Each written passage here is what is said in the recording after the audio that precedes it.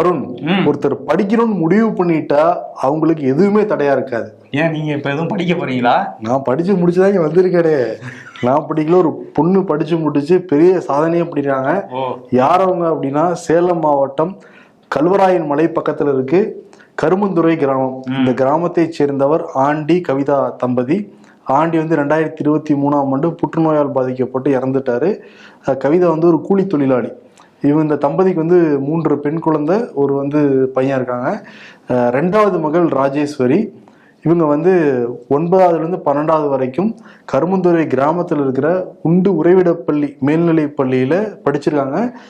+2 படிக்கிறப்பதான் அங்க இருக்கிற ஆசிரியர்கள், நீ நல்லா படிக்கிற, ஜேஇ எக்ஸாமுக்கு நீ படி, அதுக்கு கவர்மெண்டே கோச்சிங் கொடுக்குறாங்கன்னு சொன்னதுனால கவர்மெண்ட் கோச்சிங், ஆன்லைன் கோச்சிங் எடுத்துக்கிட்டு 12லையுமே 600க்கு 521 மதிப்பெண்.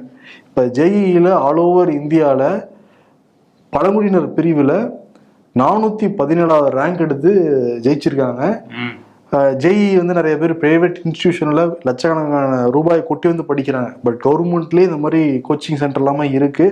அதுல படிச்சு ஒரு கிராமத்துல ஒரு படிச்ச மாணவி இப்ப உங்களை ஐஐடி மெட்ராஸ் கிடைக்குங்கிறாங்க, ஐஐடி பாம்பே கிடைக்குங்கிறாங்க.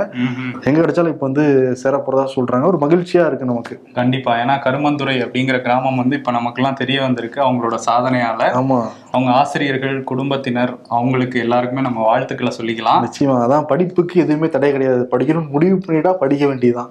கண்டிப்பா அவங்க தொடர்ச்சியா சாதனை பண்ணவும் வாழ்த்துக்களை சொல்லிக்கலாம். அதே மாதிரி முதலமைச்சர் வாழ்த்து சொல்லியிருக்காரு.